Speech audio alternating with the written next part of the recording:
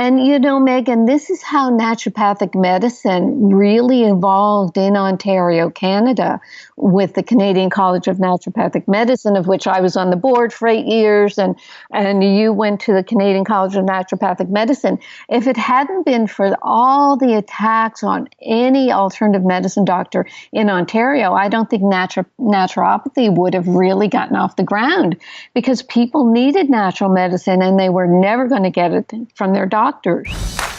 This is the Anthropology Podcast, the podcast where we optimize the bodies, brains, and lifestyles of entrepreneurs, go-getters, and world-changing innovators.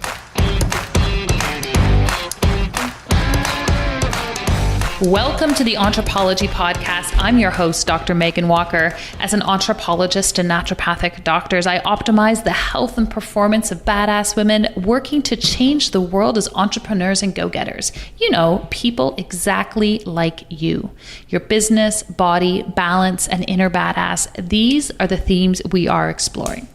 Before we jump into the interview, I want to invite you to join our free Facebook community, Legacy. If you want to be something amazing, you need to surround yourself with amazing people.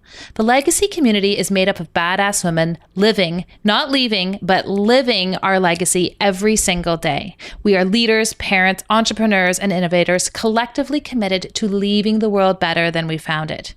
My mission is to support the health and optimization of these badass superheroes, literally to places we never thought imaginable. If you are on a mission and get it that your health is the key to your unlimited potential, then join us. We are super awesome. You can find us on Facebook at www.facebook.com/groups/BE Legacy. See you there. So about 20 years ago, someone handed me a book related to women's health. And she gave me this book after I had expressed some interest in naturopathic medicine. I had seen a naturopathic doctor. I was fascinated by their approach and philosophy to treating health upstream. And she said, check this woman out. Her name is Carolyn Dean. She's a medical doctor. She went back and studied naturopathic medicine, and she now practices in New York. And I found the book profound, so profound that I made the decision that I would study naturopathic medicine. Well, here we are almost 20 years later, and today I had the pleasure of interviewing Dr. Carolyn Dean. Dr. Dean went to Dalhousie University in Canada. She was licensed as a medical doctor practicing in Canada and in the US, but always had an inkling and desire to approach health from an upstream perspective. Trained as a naturopathic doctor as well, that was the philosophy that she brought to the table as a physician. She is a prolific author and researcher and commenter on trends with respect to medicine. And one of her areas of expertise that she is most passionate about now is understanding the role of magnesium in the body. As she explains in this interview, magnesium has over 800 functions in the body, and in her opinion is one of the most common areas of deficiency that we see and experience as humans. In fact, she went on to explain why so many of the chronic diseases for which we are medicated and our healthcare system is expensed for may actually in fact be deficiencies in magnesium. This interview is for anyone who is human. It is fascinating, it is in depth, but we also jump back up to the surface to really understand how a very simple supplement, a very simple mineral can actually have profound and lasting effects on your health. It is my pleasure to introduce you to someone who was so influential on my career, Dr. Carolyn Dean. Dr. Carolyn Dean, it's a pleasure to have you on the Anthropology Podcast. Oh, thank you. It's a pleasure to be here. Well, I was just sharing before we hit record on this interview that you were actually influential in my decision to pursue naturopathic medicine. Almost 20 years ago, someone handed me one of your books and introduced me to your work, and I thought, this is amazing stuff. So if you could, can you back up and take us through your journey to how you got here? You were trained as a conventional medical doctor and then became a naturopathic doctor. How did you make that transition, and how did you end up in Hawaii? Oh, let's let's do the short version. I was always interested in nutrition and health and natural medicine, just from traveling with my boyfriend, now husband of 50 years. Wow. Traveled on the West Coast, and that's when, well, there was the hippie stuff. We didn't get involved with that, but at that time in the what, mid 60s, yeah, mid to late 60s, there was a whole nutrition focus. I can't even say it's a nutrition revival. It was like nutrition had cachet in Los Angeles, for example. Maybe it was the Hollywood scene, people getting into health, but the Adele Davis, Pavo Arola, folks that have a history as being the groundswell of natural medicine. So anyway, we were out in LA. I went to all those conferences, read the handful of books that were available, and was very, very turned on by taking charge of your own health. When I got back home after traveling and I went into honors biology, I thought I could save the environment. I worked for the Department of the Environment in Nova Scotia for a summer and realized, well, that's never going to work because, they didn't have any environmental policies. But at a certain point, I guess toward the end of a semester, some of the folks in my biology classes were getting notification that they had been accepted into medical school. And I was horrified at these young nerds who knew nothing about the world or humans or anything were going to be doctors. And I said, well, I can do better than that, that's for sure. So I marched over to the Dean of Medicine's office at Dalhousie University. Thank goodness they had a medical school. And who was there but my high school guidance teacher, Miss Elliott, who had done all my aptitude testing and said, oh, yes, as vice president of the student council, the top 3 in marks throughout your high school. Oh, yeah, you could be an executive secretary or a nurse. Right. So I did. Well, actually, I did go to university in Sackville, New Brunswick. What was it called? Gosh, Mount Allison. And I just did 1 year of BA secretarial science. Oh, it was dreadful. But I did get my typing in shorthand, so that then after a year or so of biology, and I marched over to Miss Elliott and said, sign me up. I got into med school the next semester because I just happened to have all the prerequisites.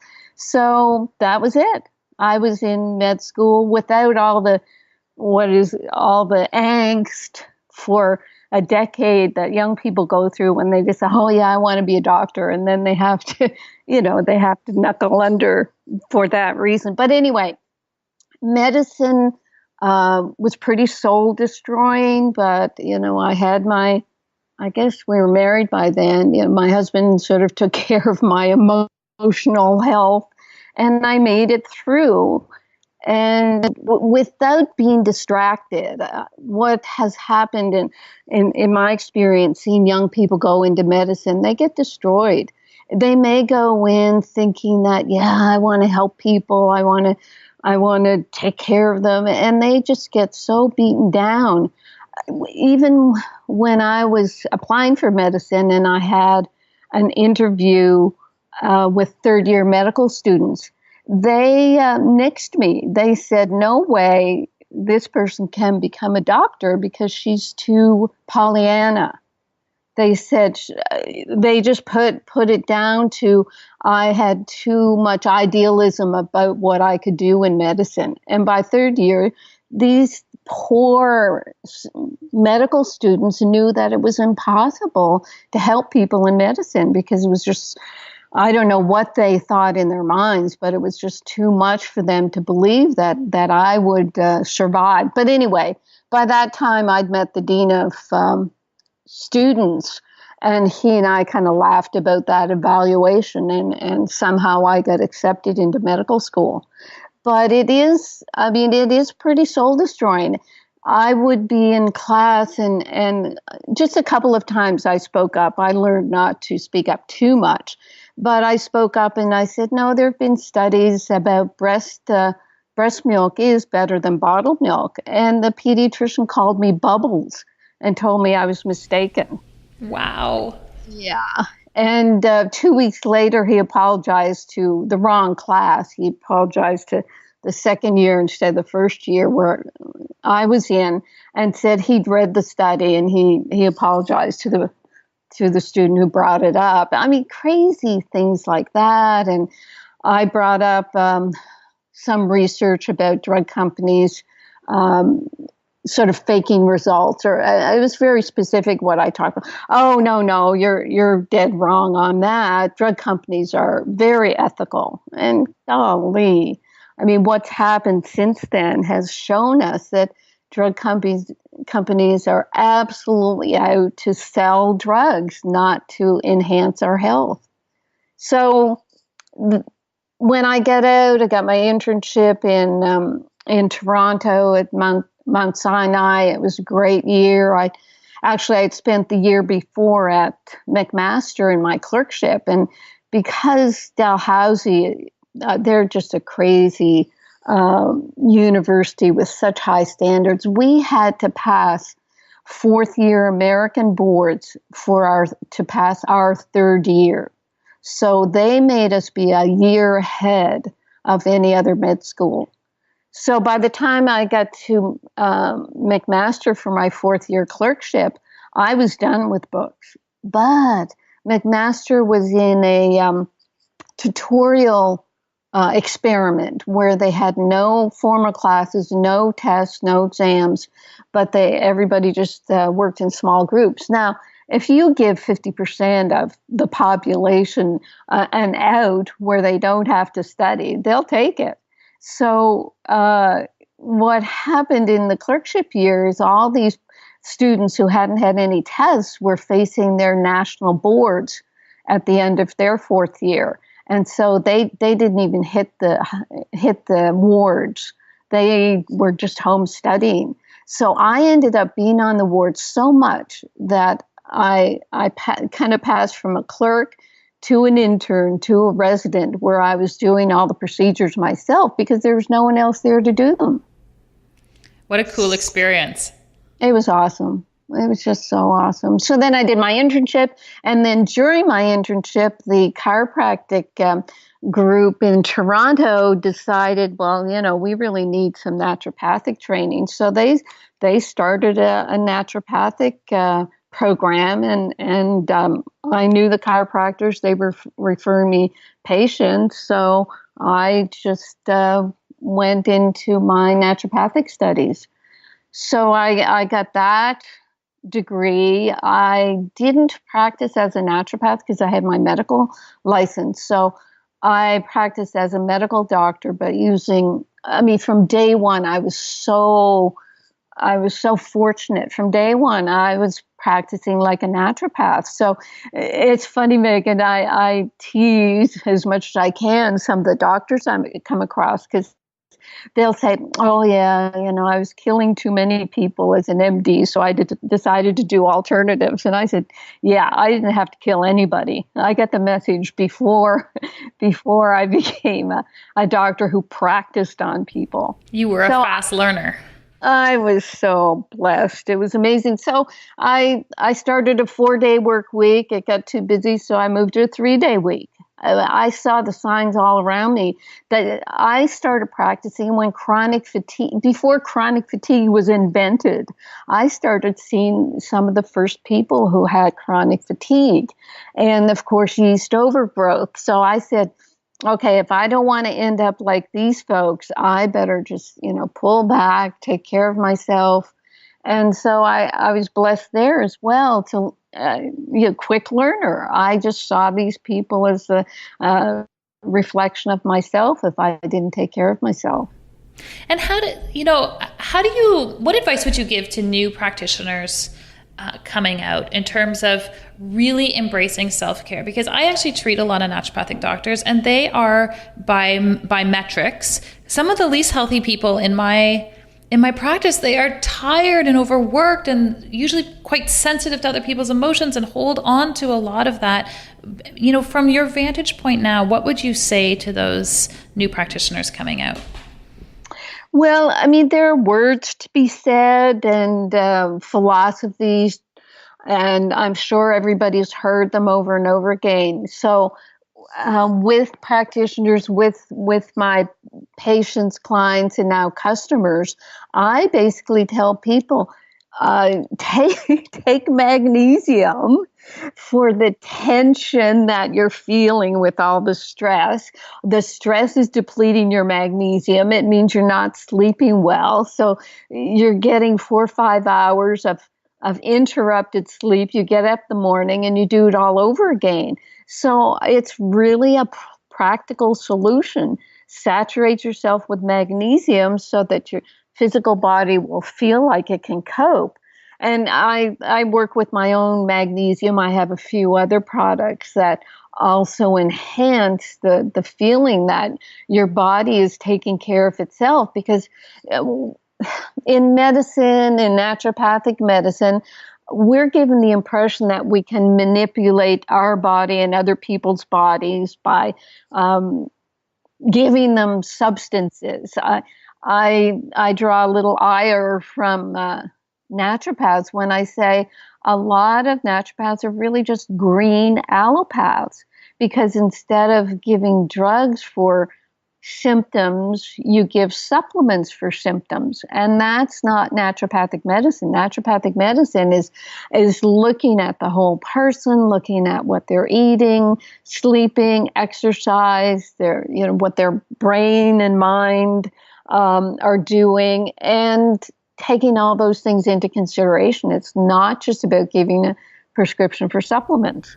Yeah, no, I totally agree. And, you know, in reading your material and watching the transition from the outside in terms of where the depth of your conversations lead, you really, when I first read your stuff, it was a lot about hormones.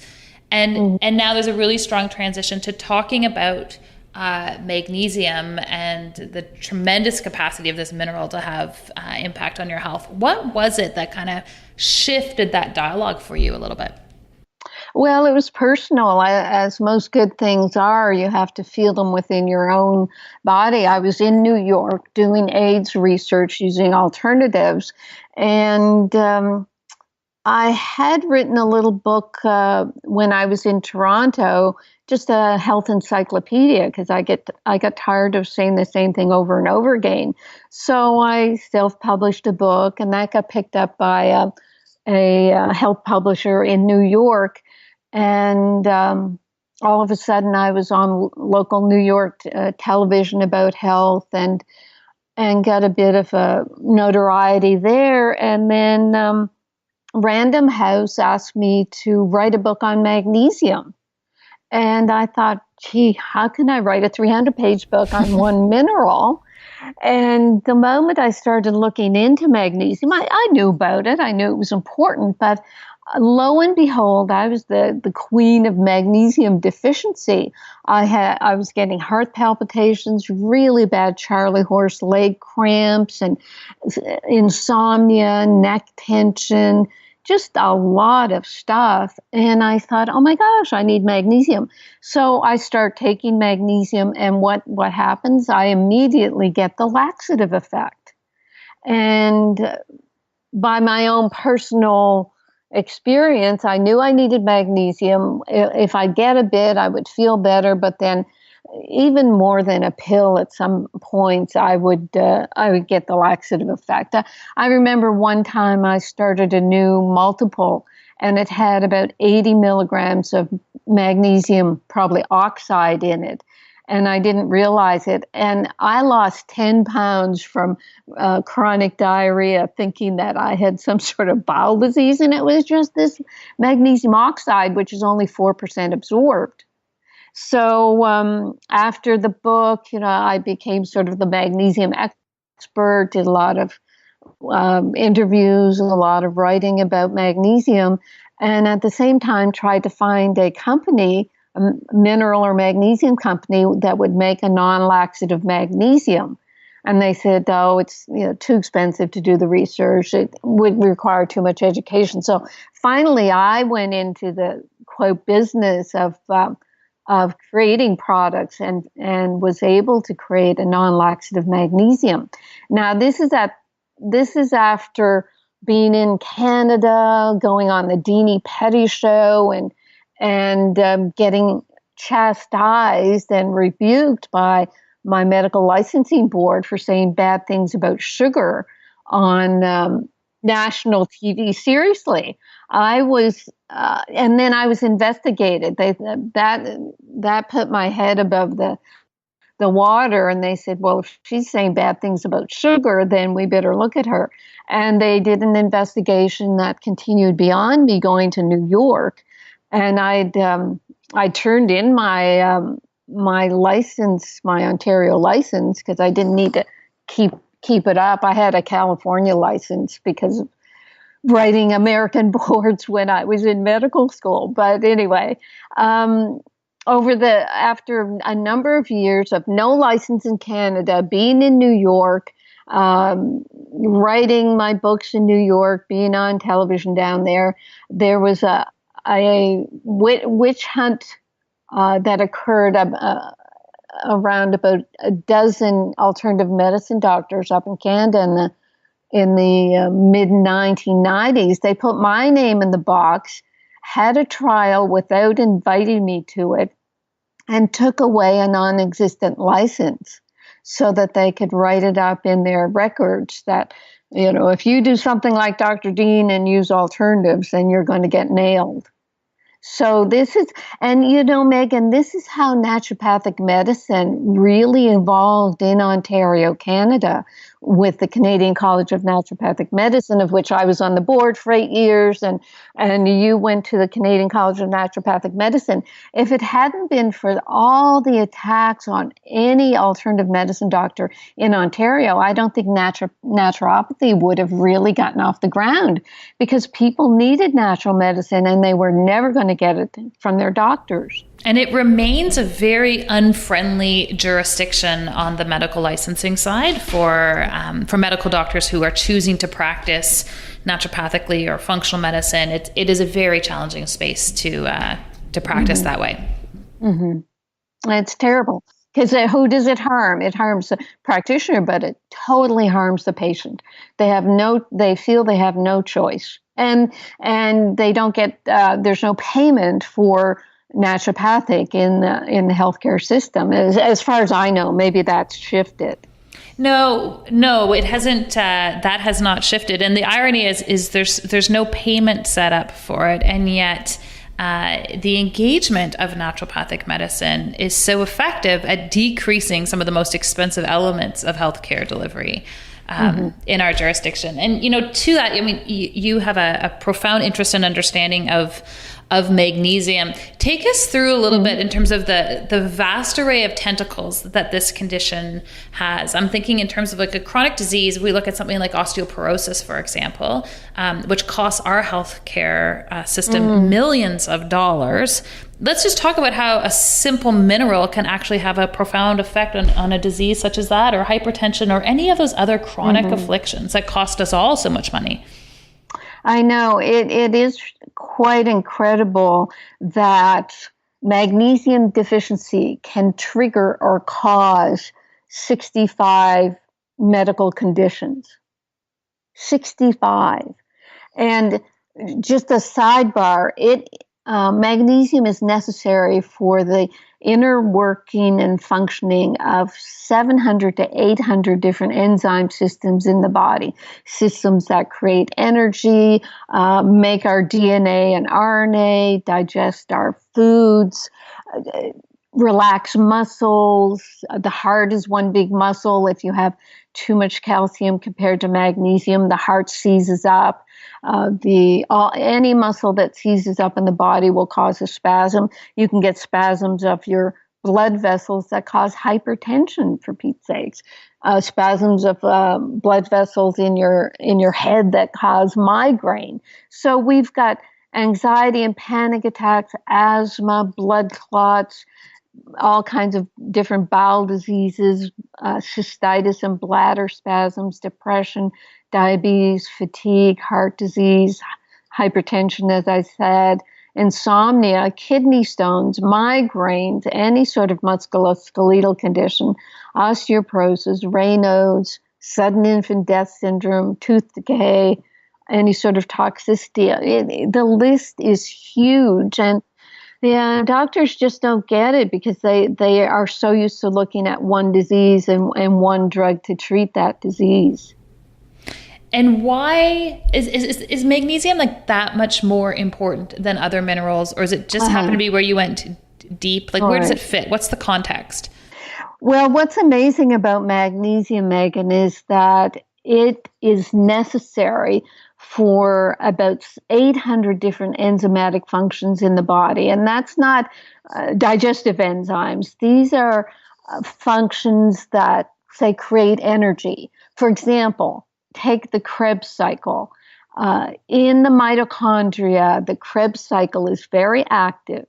There are 8 steps in the Krebs cycle, and each biochemical step requires a vitamin or a mineral cofactor. 6 of the 8 steps require magnesium. So if you don't have magnesium, you don't have energy. You go to your doctor and you say, I don't have energy, I'm tense, I can't sleep. And then the doctor basically just says, well, are you anxious, tense, or are you depressed, tense? And that just allows them to either give you an anti-anxiety drug or an antidepressant. And there's not one thought about magnesium not working in your Krebs cycle and not giving you energy. In medical school, we learned nothing. However, in Dalhousie, we had a biochemist who was the dean of medicine, and he made us do 200 hours of biochemistry. Every chart that went up on the screen showed biochemical reactions and showed the vitamins and minerals. And I would see them because I was interested in nutrition. So it was all there, but it was never taken into the clinical realm. We never learned that, oh yes, because magnesium is necessary for your energy in the Krebs cycle, then you should take magnesium. It was always assumed that, oh, if you're eating an okay diet, then you're fine. But what I found when I was writing the Magnesium Miracle book is that the food supply is empty of nutrients. So the U.S. Department of Agriculture was measuring 500 milligrams of magnesium in an average diet 100 years ago, and now you're lucky to get 200. So there we have the reason why people are suffering magnesium deficiency. They're not getting it in their food supply, and instead of taking magnesium, they've been told to take calcium, which kind of bumps away your magnesium. You have to have enough magnesium around to dissolve the calcium, so we end up being calcified and have all kinds of calcification diseases. And so to clarify, when people are looking for a calcium supplement, which will come as a calcium magnesium, that is insufficient as in terms of a magnesium supplement. Usually it is, because the magnesium right away has to fight the calcium itself, because most calciums are only about 4% absorbed. And then the extra calcium that's not absorbed, it does tend to precipitate into soft tissues. And so it's precipitating in the gallbladder, it's creating heel spurs, kidney stones, breast tissue calcification. Women who are taking calcium supplements are succumbing to DCIS, the breast condition that doctors say is a pre-cancer, ductal carcinoma in situ. It's just a calcification, and it's mistaken for cancer because sometimes cancer can have calcification. So there's all the huge diagnostics and surgery for DCIS, which is just calcification. And women are led to believe and just horrified that they have breast cancer. They don't hear the cancer. They just hear, oh, I've got cancer. So anyway, all this calcification is, as I said, bumping out the magnesium, causing buildup in all the different arteries. I mean, carotid blockage, coronary artery blockage, kidney artery blockage. It's just calcification from lack of magnesium. And so from a supplementation perspective around magnesium, and I know you have a line of magnesium, what should people be looking for? Because there are a variety of magnesiums that are available on the market. And I think it's frankly overwhelming for most people, right? They're like, oh, I just grab the biggest, most colorful jar and I throw it in my water every night. So I suspect, I mean, I have answers for this, but I would love to get it from you. What should people be looking for? Right. In my first editions of the Magnesium Miracle, I would list all kinds of magnesiums and talk about the available research and what they were good for. But bottom line is you just want magnesium. So in my last edition of the book, Magnesium Miracle 2017, I put, look, start with Epsom salts bath. That's a magnesium sulfate. Put a cup or two in your bath, do it with your kids, and you start absorbing magnesium and you see how good it is for you. The second is magnesium citrate, like a natural calm that you have up there in Canada. The natural calm people are great. And it's a powder, you put it in water and you sip it through the day. Me, I get diarrhea from it. I would never able to get enough magnesium to get rid of my magnesium deficiency symptoms. So like you say, the third one is my REMAG, REMAG. It's just an online product. And I did a book about hormone balance. And mainly it was about detoxing the body, because when women lose their period, they get more toxic. So sometimes the menopausal symptoms can be related to toxicity.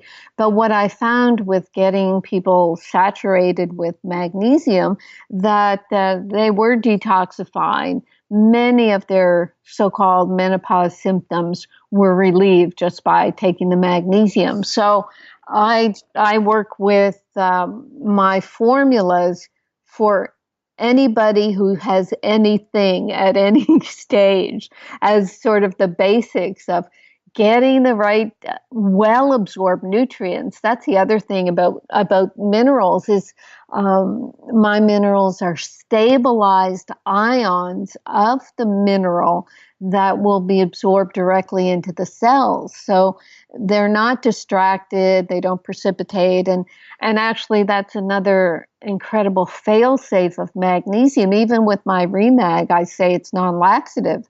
But when you're fully saturated and your body just doesn't need any more, then you will start getting some laxative effects. And okay, I finally saturated. But that can take a year and a half. It took me 18 months. And are there other side effects? And I know that's not really a side effect, but more of an indicator. But are there other side effects to supplementing on magnesium? There are 4 contraindications to magnesium therapy. Kidney failure, and that's usually people on dialysis where they're following their magnesium. If you're taking poorly absorbed magnesium, it will kind of flood your bloodstream. And this brings up the topic of how to measure magnesium, because when they're measuring serum magnesium, it's what's in the bloodstream, but not what's in the cells. So it's a very inaccurate measurement. And in my Magnesium Miracle book, I talk about people who they'll measure serum magnesium and red blood cell magnesium and ionized magnesium and find out that, in fact, they may be on dialysis, but if they're taking an ion of magnesium like REMAG, their cells benefit and their whole body benefits, but it may appear that there's too much in their serum. And that's how doctors have gotten the notion that you can't take magnesium if you have any sort of kidney problem. And it's a real dilemma, because that's the first thing doctors will say when patients say, well, I'd like to take some magnesium. No, you have a problem with your kidneys. You can't take magnesium. And the other is myasthenia gravis. That's a muscle relaxation condition. And magnesium purportedly relaxes muscles. So they say, oh, that may be a problem. But then again, I've had people who their myasthenia gravis is from toxicity from heavy metals, and they need the magnesium to help detoxify. People with excessively slow heart rate. Now, if magnesium kind of slows things down, it doesn't necessarily dive in there and slow down an already slow heart rate. It actually will balance it out. But again, the perception is that magnesium slows things down, so you have to be careful. And I say to people, yes, be careful. And if you've got that slow heart rate, you may require an artificial pacemaker. So I don't pull any punches there because I don't want people to get worse. And then, of course, bowel obstruction for people who are taking a laxative type of magnesium. These are conditions where you're under a doctor's supervision. So it means that the majority of the public can take magnesium and any form of magnesium without a problem. But then if you get the laxative effect, do not put up with more than, I say, 2 bowel movements, loose bowel movements a day, because you're just going to pull out your magnesium that you're trying to replace. The body's usually smart. So if it gives you things like diarrhea in response to consuming something, one should maybe take that as a sign that they've gone a bit too far. But you know, Megan, how we learned in naturopathy that, you can take magnesium, they say, with vitamin C as well, take them to bowel tolerance. And then that means the body has enough. But that is not the case in magnesium. And what I'm finding now with all kinds of serious chronic conditions, like Lyme disease, for example, the doctors will say, oh, yes, you need magnesium for sure.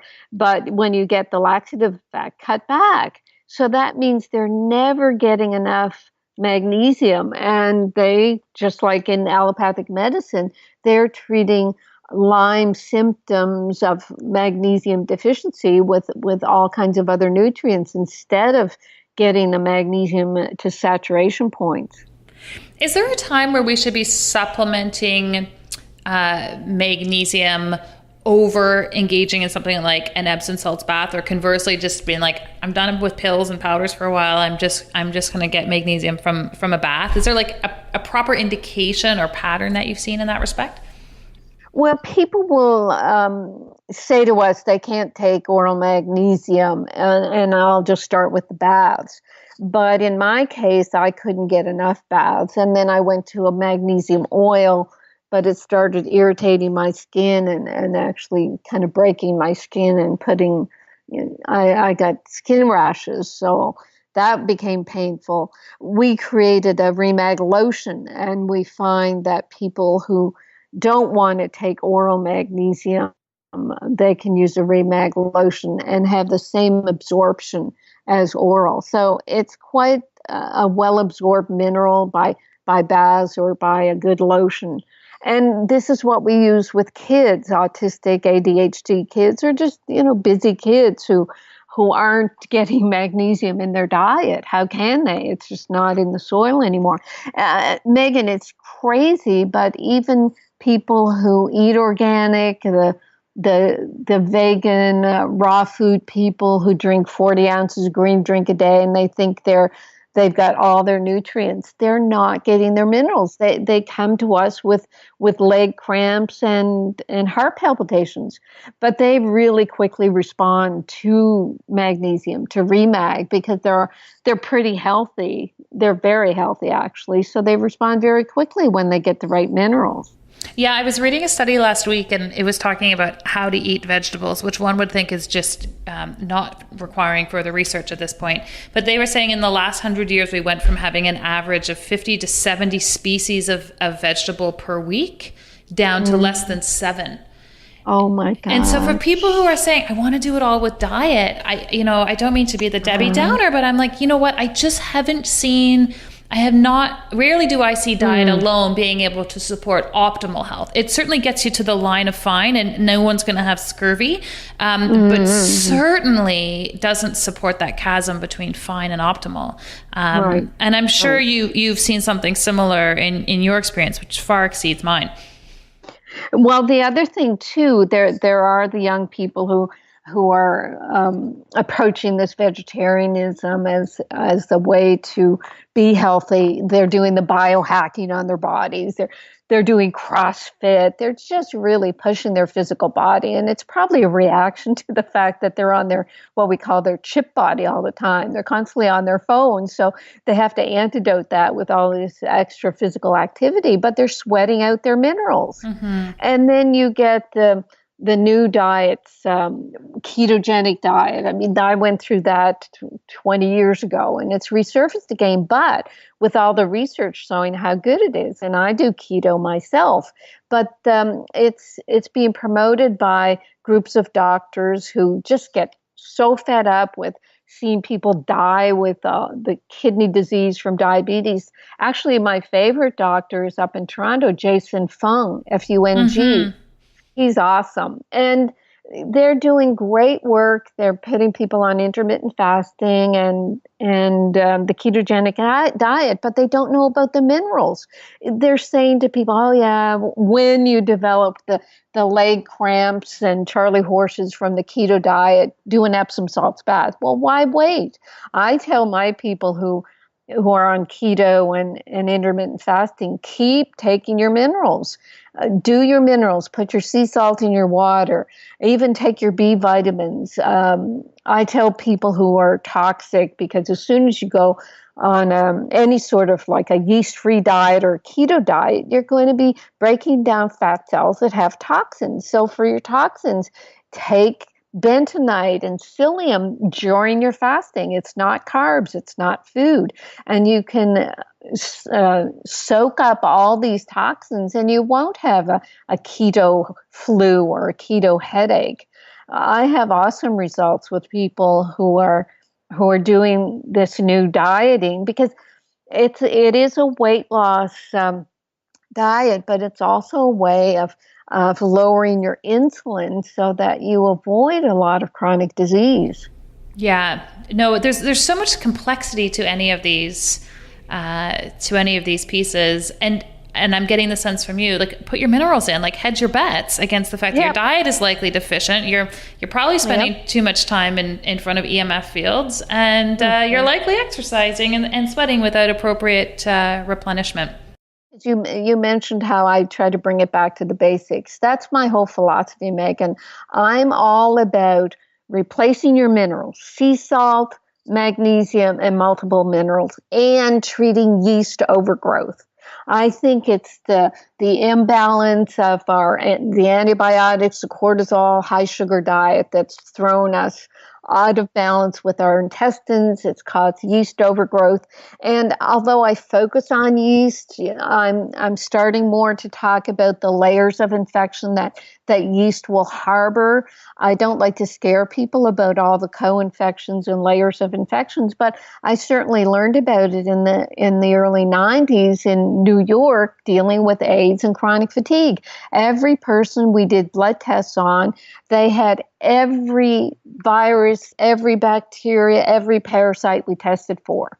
And you can't treat these things one at a time. You have to elevate the nutrition and the immune system of the whole body in order to deal with these things. You cannot keep doing what I called a whack-a-mole treatment where, now they've got whatever Lyme disease. Let's whack that with some more antibiotics. You have to treat the whole body as a naturopath should. Well, I love that perspective, and it's a great place to ask this question. Your contribution thus far in your career has been immense and expansive. What do you want your legacy to be? Well, just for people to keep on doing what I've been doing. I'm not going to stop for a long, long time, but what's awesome is having a team of people now that mime me. I've been able to create little, or big clones of myself because the message has stayed the same throughout the decades. The message is treat yeast overgrowth, remineralize, and then you create the groundwork for a healthy body. And if there's anything left over, heaven forbid, stop doing the genetic testing. It's not about the genes. It's about the cofactors that turn genes on and off. It's about the epigenetics. What are the biggest epigenetic factors? Magnesium and the B vitamins. So I focus on them. Stop looking at all the things you think you have to remove from your diet. I'm reacting to histamines. Well, take your magnesium. It's an antihistamine. I have MTHFR. No, just take your methylated B vitamins. So that all these minutia, the energy medicine machines where they test for the top 100 things that's wrong with your body. Stop doing that. Your brain can't take that much negativity about your health. And stop doing, as I said, the gene testing. But now, with the polymerase chain reaction test that they had for AIDS, they're doing it now on all the viruses and bacteria. So they are telling you, oh, you have these 20 infections. And it's like, oh my gosh, my brain just can't handle it. Anyway, that's my philosophy. We are totally missing the forest for the trees. Yes. We've all heard that mindset has a huge influence on our ability to be effective and amplify in this world. But what if I told you your brain biochemistry, literally the neurotransmitters that are existing within your nervous system, can help amplify your mindset or your capacity to be effective? They can help accelerate your mission in the world. More and more with both my coaching clients and my patients, we end up having a conversation related to our own ability to control our nervous system through the optimization of neurotransmitters. Now, what the heck do I mean by this? The foods that you eat, the way that you think, your interaction with the world has the capacity to increase things like serotonin or dopamine, some of these really important neurotransmitters to helping you be effective and operate at your best. After listening to literally thousands of conversations with my clients and with my patients, I pulled together a very quick checklist so that you could have a better understanding of the things you're doing every single day to amplify your nervous system or downregulate it in a way that isn't necessarily serving your mission. If you want access to this information and want to learn a little bit more about how you can optimize your brain health for success, visit meganwalker.com/brain health to grab your handout now. Now, back to our episode. What a perfect place to transition in terms of the interview. The last little tail of the interview is a section that I call our KPIs, or key performance indicators. So just like I believe we have these in our business, I think we have them in our health as well. So I've got a few quick questions for you related to some of the elements of your health in your life. They're not hard. You ready? Ready. Great. Do you have a consistent evening routine? And if so, can you share? I brush my teeth and go to bed. I don't. Well, did you see? I take my magnesium at night, my Remag at night. I do take a couple of my own supplements, but years ago I would be taking handfuls. Now I just take my Realign B vitamins and a vitamin C and a Blue Ice Royal, which is my vitamin A, D, and K from fermented cod liver oil, and my Prescript Assist probiotic. That's it. And I'm off to bed. And I sleep 6 hours. I don't need any more than that. As my nutrition got better these last few years with my own products, I need less sleep. Which is totally amazing. See, you had more of a routine than you gave yourself credit for. I know. I go to bed. I brush my teeth and I go to bed. Okay. Fiction or nonfiction? What are you reading right now?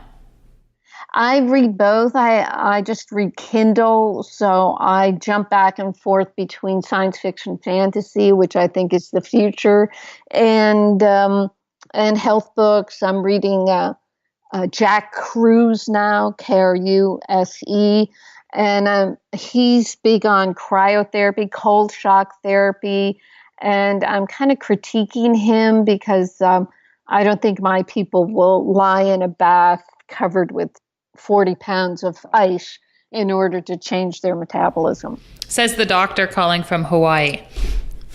Yes. What is the one thing you're most consistent with respect to your health? It is my magnesium and my Remag. If I miss a day of my Remag, then my heart palpitations start to come back. So I know I'm a big magnesium waster.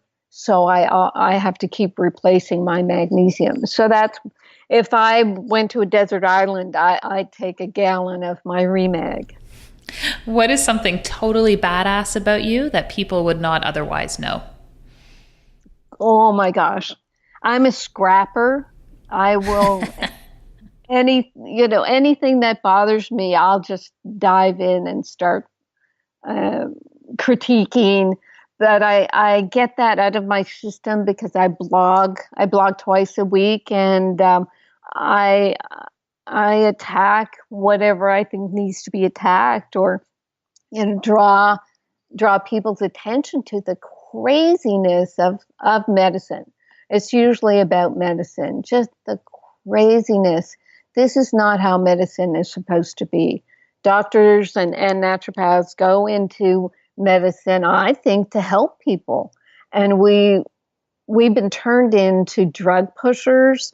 Um, Fortunately, I got out of practice-based medicine in the early 90s, and I've been doing research and writing, and now I have a company, dietary supplement company. But I just can't believe what they're doing to doctors now.